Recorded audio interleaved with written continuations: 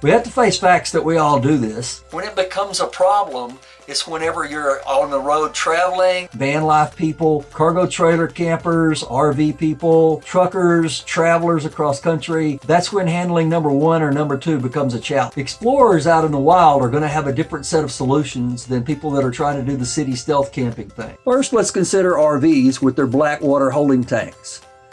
They have a typical flush toilet, and all of the waste, number one and number two, goes into this black storage tank underneath your RV. These RV tanks, the holding tanks, can be 20 to 40, 50 gallons. Depending upon your needs, you might be able to go a week without having to empty that tank. Now, the downside on that tank is that you do have to find a dump station. It is illegal to dump the waste on the streets and in your neighbor's yard.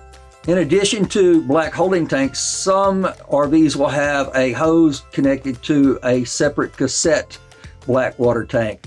I will post a link to all the products that I've been talking about in this video down below. Next, let's consider composting toilets. The typical composting toilet that I know of is Nature's Head, but there's also Sea Head and there's Airhead and several others. You can even do it yourself composting toilet. Composting toilets are supposed to have a medium inside of them that has to be replaced and replenished, and it's supposed to break down your waste quickly so that it's ecologically sound for the environment.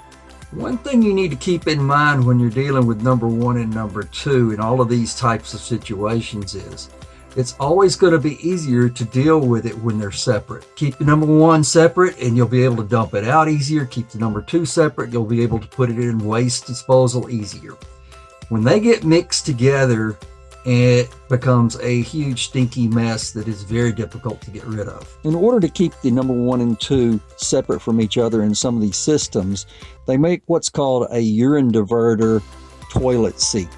And you can put this on your toilet and it's supposed to funnel the urine into a bottle through a hose. Next we come to what we use are cassette or chemical toilets. In that case, the urine and the feces also have to be separated as well. The chemical cassette toilet that we choose to use is a Passport Potty 8L, and they typically sell for around $80 to $85.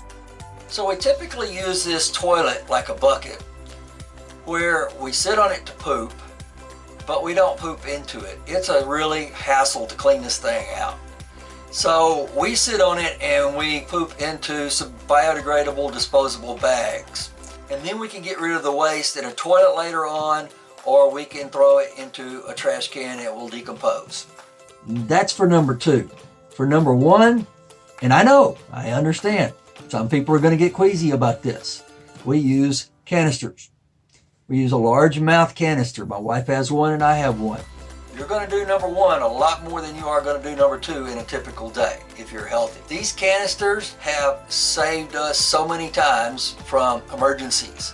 We've been stuck in major traffic jams in Virginia. We've been in situations in Los Angeles where we couldn't find a restroom. We've been in national parks where you couldn't find a restroom.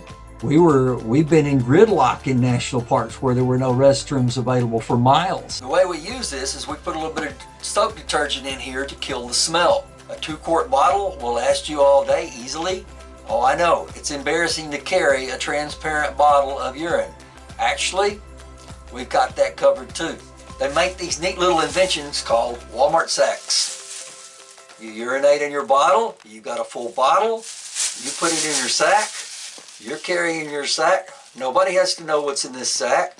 My wife has a canvas bag. She can carry these to the restroom. Nobody has to know what's in the canvas bag. She dumps the bottle in the toilet, flushes it, rinses it out, brings it back, and we're good to go for the next round.